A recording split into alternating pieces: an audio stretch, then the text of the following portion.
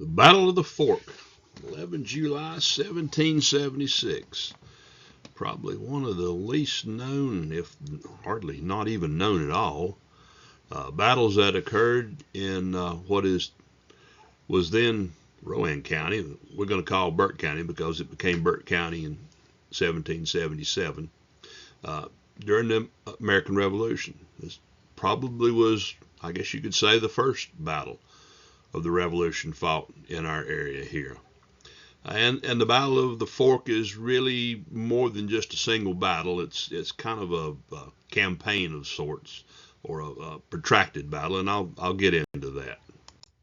A little background information first. Some things you need to know so you can really understand what was going on at the time. The first proclamation of 1763, the Treaty of Sycamore Shoals in 1775. A little bit about frontier forts, description of them, what they were, so when you hear that in some of the quotes from the old pension files, you understand a little bit better. And in general, the conditions in the Quaker Meadows and Pleasant Gardens area from the fall of 1775 through the summer of 1776. All right, the Proclamation of 1763. After the end of the French and Indian War, there was a boundary line established between the whites and the Indians. Basically, that ran the crest of the Blue Ridge. That most of the time set the stage for things being normalized between whites and Indians after the war.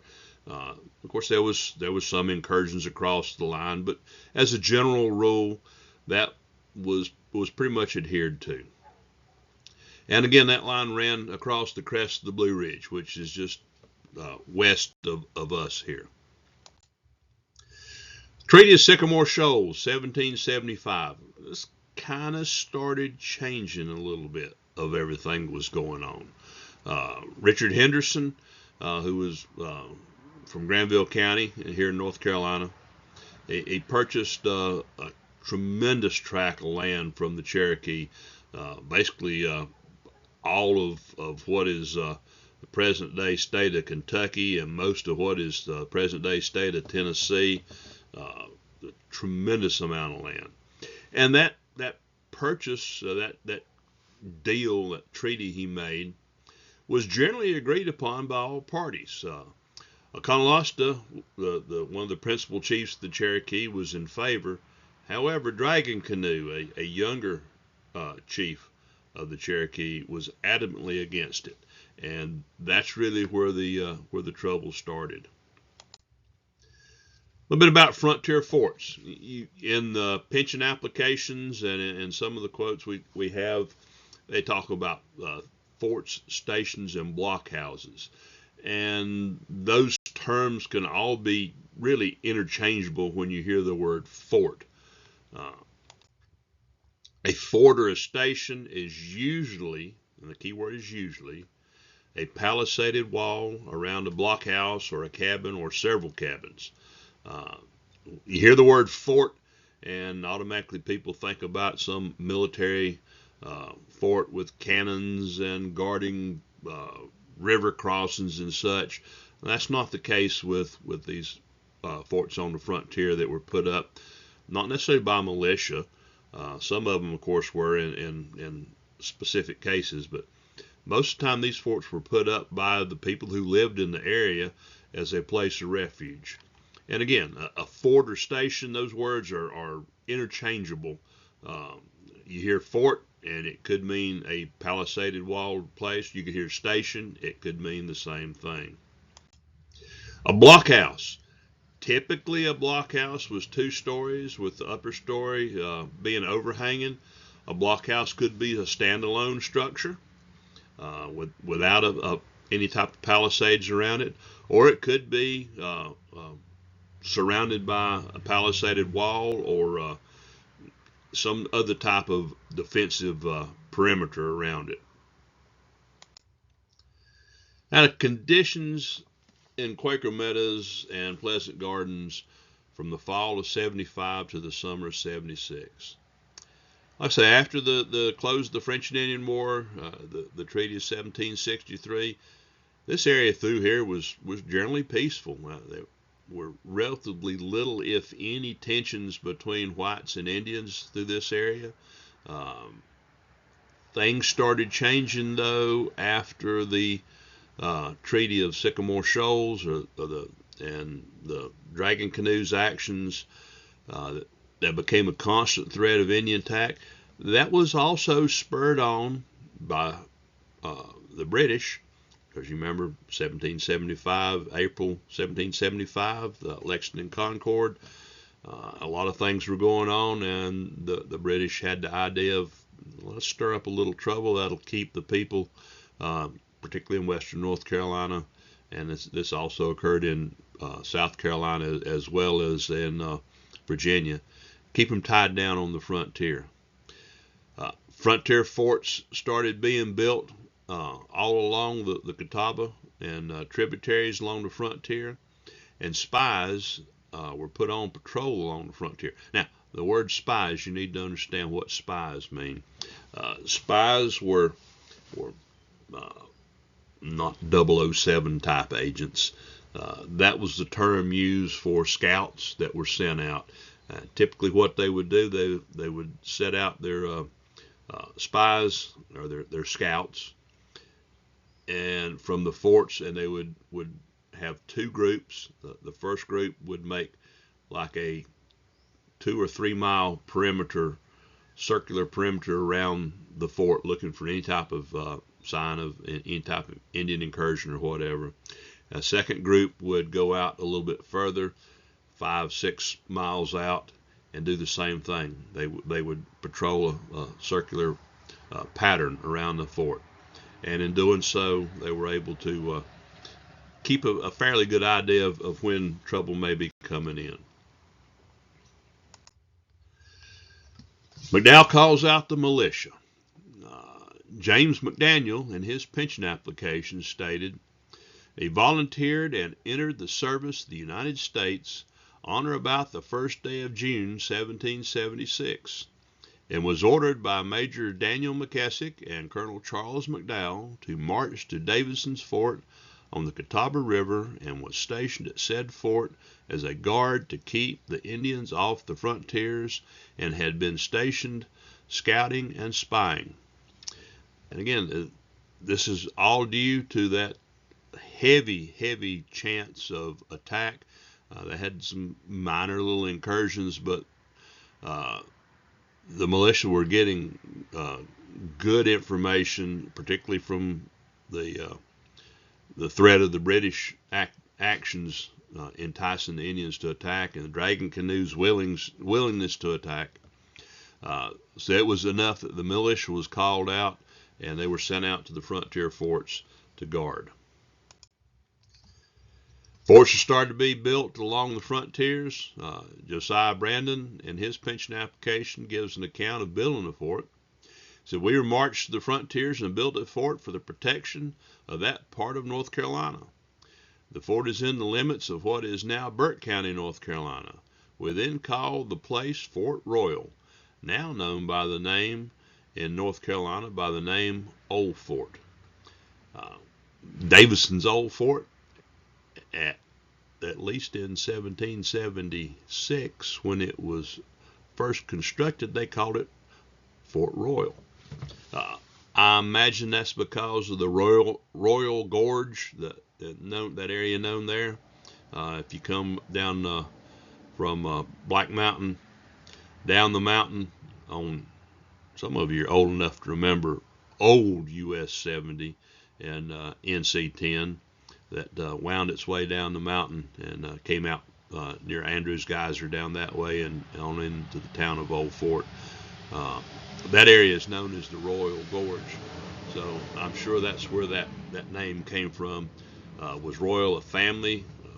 I don't know if it was a takeoff from Royal as in king or whatever, but I imagine it was a takeoff from a family named Royal that lived there, but I just don't know that. But I do know that's apparently what it was called when it was built. Another account comes from Jacob Grider in his pension application. By the way, Jacob Grider was my fourth great grandfather. It said the Indians broke out in the frontier part of Burke County, in which settlement my father was living at the time. We were thinly settled, and men and soldiers were scarce. They committed several murders and robberies. There was a general call for men. A fort was immediately built, and the people of all ages and classes were called into it for safety. Then hostilities began to erupt. On July the 14th, 1776, Griffith Rutherford wrote to the Committee of Safety, the Salisbury Committee of Safety. He said, "Honorable gentlemen, I am under the necessity of sending you by express the alarming condition this country is in. The Indians is making great progress in destroying and murdering in the frontiers of this county. 37, I am informed, was killed last Wednesday and Thursday on the Catawba River." Don't you just love Rutherford's spelling? Actually, he spells better than I do in most cases, but that's beside the point. Davison's Fort was attacked. Joseph McPeters, in his pension application, gives an account. Marched as an Indian spy to Samuel Davison's fort on the fork of the Catawba River. He was stationed at said fort until July ensuing, when a body of Indians drove the spies from said fort. They then retreated to Cathy's Fort. So, Peters, in his statement, and there are a number of others, talk about that initial attack by the Indians on Davison's and how the settlers and the militia that was there were starting to be overwhelmed and started to move back. The retreat to Cathy's Fort. Of course, as the militia retreated, they gathered settlers along the way. Moses Stepp, in his pension application, gives an account. His colonel was Charles McDowell. Captain Winston and Captain White went to the head of the Catawba to extricate the women and children who were hemmed up by the Indians. Now, the retreat came down Cathy's Davison's station, of course, is Old Fort. Cathy's Fort was located along the Catawba, about where intersection of US 70 and 221 come together, right there out of Marion. And their plan was to come back, spend the night at Cathy's Fort, and then continue on to Quaker Meadows and the safety there, or the relative safety there at the Quaker Meadows Fort.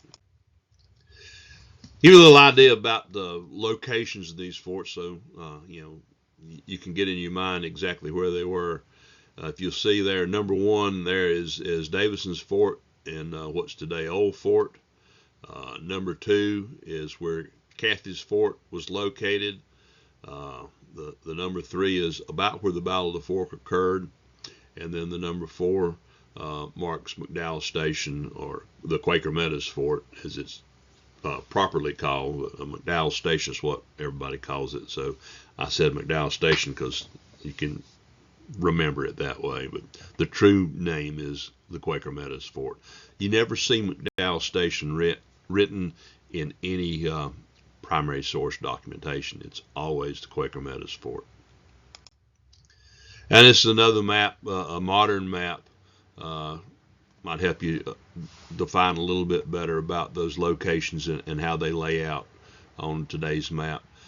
Basically, that route followed US 70 from Davison's Fort, from Old Fort, all the way to Cathy's Fort, which, like I said, is just a little bit out of Marion. Then if you go over the, that road is, the name just left me, Lake James Road, Yancey Road.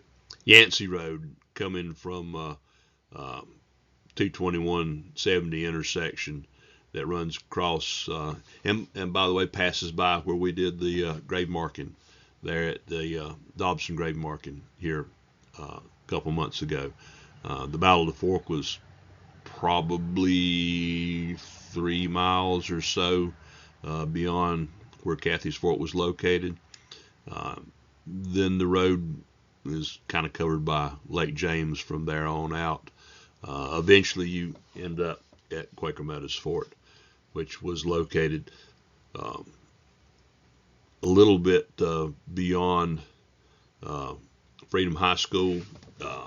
The best of my understanding and research seems to indicate it was about where the Oak Hill Park and Forest is on 126, there where 126 crosses Canoe Creek.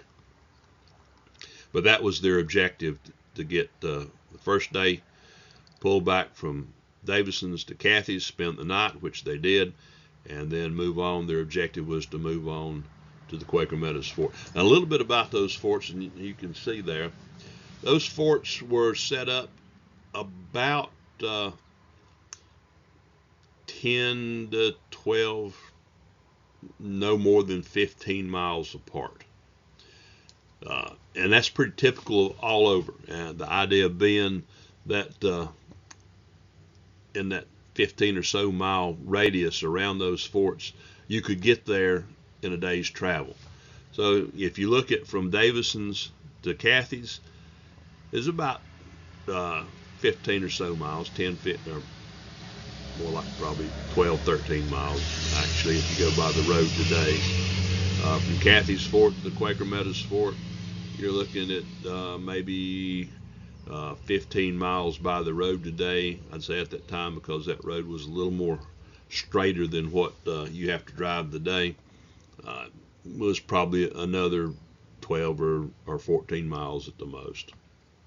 But that was kind of the layout. That's why they were spread the way they were. There's another indication there may have been another fort at a Muddy Creek Fort, which would have been somewhere down in this area. But I haven't found good documentation on that yet, other than just the mention of the name, the Muddy Creek Fort. There were also other forts. Montgomery's was up in this area. The Upper Creek Fort was up in this area. And of course, Crider's Fort was over near where Lenore was. And all those, again, are between 10 and 15 miles apart.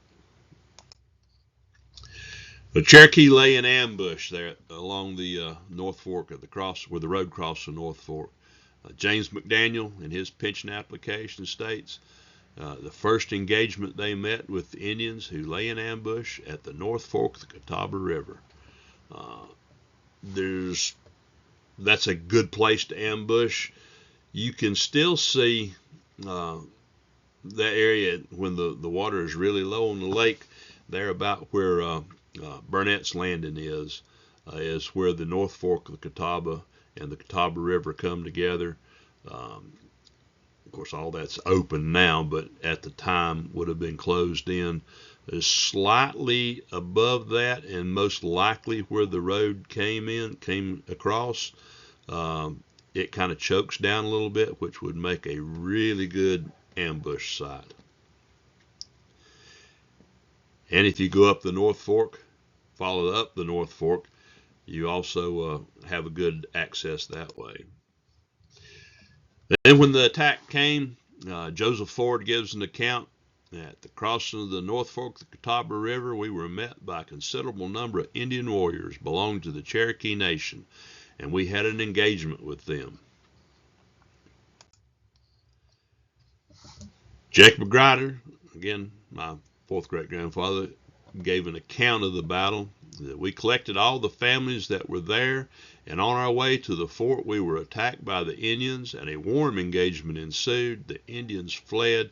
We know not what they suffered. We lost a few of our men, and our captain got badly wounded, but he recovered. So they had a rather hot engagement with the Indians. Another description of the battle comes from Joseph Ford in his pension application. At the crossing of the North Fork of the Catawba River, we were met by a considerable number of Indian warriors belonging to the Cherokee Nation and had an engagement with them. Richard Crabtree's account, he gets pretty specific. We killed 14 Indians dead upon the ground. Crabtree didn't mix words. Isaac Thompson gives another in his pension application, gives another account of the battle. Captain Reuben White, who had command of some of the forts, marched with his party and met the Indians at the mouth of the North Fork of the Catawba River, and there fought the Battle of the Fork, as it's called, and where he bravely fell fighting. I like to think that's Captain White on that horse. Really, that's Scott New at one of the programs we had at Martin Station a number of years ago. But he would have made a good Reuben White. Casualties in the battle. Arthur McFalls gives an account in his pension application. White's lost 2 men killed, Captain Reuben White and Sabe Shelton, a private, and wounded Captain Thomas Winston. The Indians lost 8 killed, the number of wounded not known. Joseph Ford in his pension application gives another account. Zebulon Shelton, Sabe Shelton, Zebulon Shelton, probably the same person. The recorder probably in the McFalls account probably should have said Zabe Shelton. But anyway, Zebulon Shelton, a private, was killed, and 7 or 8 of our troops wounded, among whom were Captains White and Winston. White afterwards died of his wounds, and Winston recovered. The date of the battle can be set in Jonathan McPeter's account. He said the next tour of service was at the Upper Fort, or the Catawba, where we were stationed for some time as ranging company under Captain Reuben White, who was killed in the Battle of the Fork on the 11th of July, 1776. Colonel Carson acted as an ensign. In McPeter's account, he listed as the 11th of June. If you go back and read some of Rutherford's correspondence, when he dated that letter June the 14th, he said on Wednesday so-and-so. If you look at a calendar from 1776, you can determine what date was what by that, and the 11th coincides with the dates on the calendar and corresponds with Rutherford's contemporaneous accounts and correspondence. How many people were in the Battle of the Fork? It's hard to say. James McDaniel, in his pension application, said the company consisted of 82 men. Now, were 82 men stationed at Davison's Fort and pulled back, or were there 82 men in the entire company when McDowell called out the militia, some of them being at Davison, some of them being at Cathy's, some of them being at the Quaker Meadows Fort? But it's reasonable to assume that at least 82 men were involved in that entire, we'll call it, campaign. How many were actually at the battle is not known.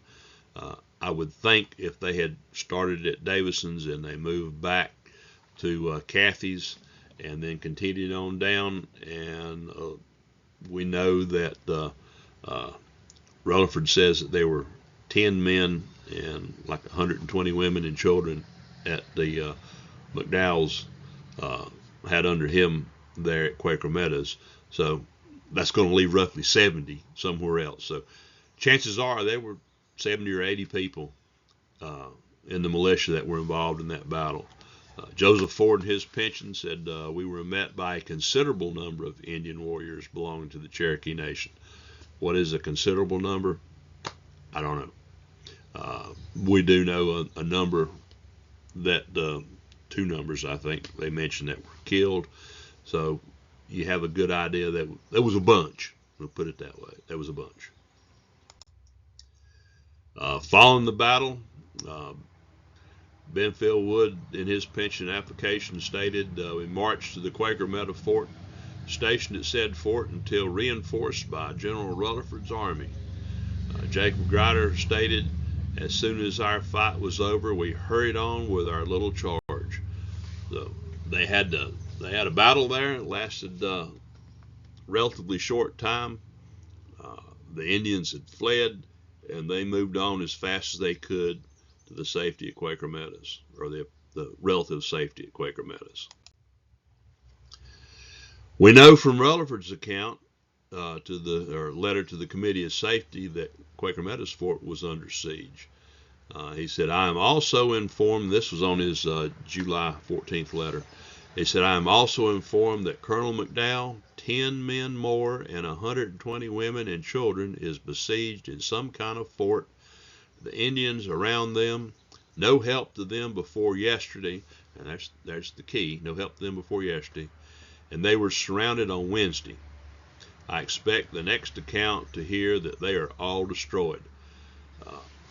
So we know July the 14th he's writing this information. Like I said, if you look at a calendar from 1776 and you know when he wrote it, and then he talked about no help them before yesterday. So that brings it back to the 13th. They were surrounded on Wednesday. That's about the 11th. So their timing in through there shows that the group apparently from that had fallen back had spent the night at Cathy's and then were attacked on the 11th and then moved down to Quaker Meadows. That's probably the group he's talking about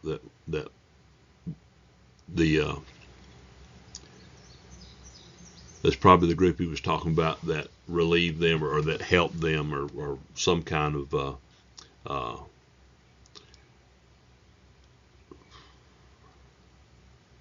was the help to them.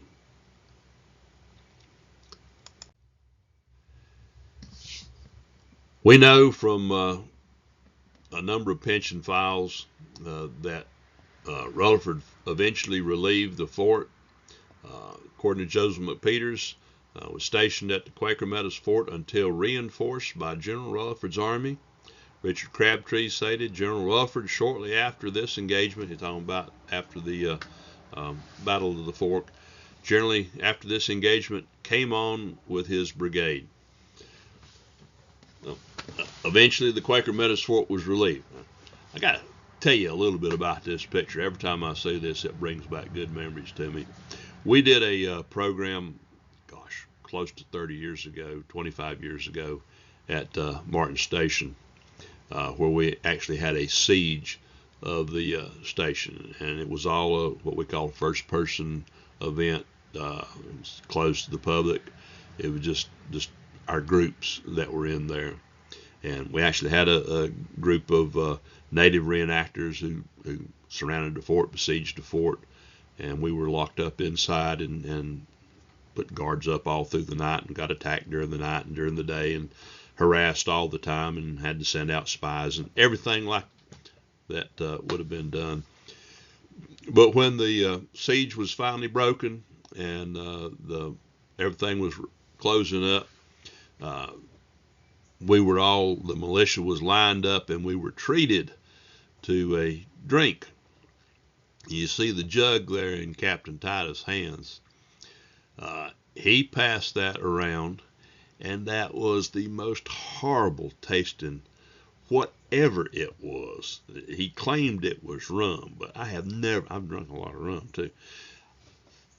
I have never tasted anything that was so horrible as that. I mean, it was like kerosene would have tasted good. You want to go out and look around the yard and pick up some horse dung and put it in your mouth and chew on it to get the taste of that stuff out of your mouth. I mean, it was bad. It was really bad. So every time I see that picture, I think about that occasion. But that has some historical significance to it. There's a number of accounts where the captains, after a battle or after an occasion, and William Lenore's journal comes to mind where he talks about when they returned from the Cherokee campaign, Cleveland, Ben Cleveland, treating his troops to like 2 gallons of rum and 2 gallons of brandy and things like that. So it has some significance, but that's just a little side story on that picture. Matter of fact, all the pictures that have been in these slides were things that I've had the opportunity to take part in over the years, specifically there at Martin Station. Aftermath of the Battle of the Fork. There was a coordinated war against the Cherokee. South Carolina, under Colonel Andrew Williamson, burned 31 of the lower towns. From Virginia, Colonel William Christian burned 6 of the overhill towns. And what we call the Rutherford's Cherokee campaign, but it was actually North Carolina's arm of that combined coordinated attack. Rutherford burned 11 of the middle and valley towns. They pretty much decimated the Cherokee west of the Blue Ridge. And the devastation that was wrought upon the Cherokee, Benfield Wood, in his pension application statement, sums it up. Marched through the Cherokee Nation, marched by the Watauga town on the Tennessee River, burnt said town. Thence marched to the Cowie towns, burnt them, and marched to the valley towns on Tellico, and burnt the same. Took some prisoners at Big Tellico. Pretty much destroyed everything in their path. Matter of fact, I believe the South Carolina contingent was exceptionally brutal in their treatment to the towns and what they found. And not only did they burn the towns, they burned, and this was North Carolina, Virginia, and South Carolina. Not only did they burn the towns and the structures and the houses and everything else they had in those principal Cherokee towns, but they burned or destroyed every bit of the crops they could find. There's a number of times where they talk about burning acres and acres and acres and acres of cornfields, smashing up the pumpkins in the field that were growing and the squash in the field that was growing. They would take what they could eat and fed their horses what they could feed. If they couldn't burn them, they would turn the livestock loose in there and trample the stuff to the ground. I mean, they cattle that the Cherokee had, what they didn't kill for themselves to use, they just butchered and left laying. I mean, they really destroyed everything. It was a terrible, terrible devastation they wrought upon the Cherokee. And it effectively put the Cherokee out of the war. I mean, they had some other raids from time to time, but as a major offensive capability, was pretty much destroyed. Anybody have any questions? All right. I thank you very much.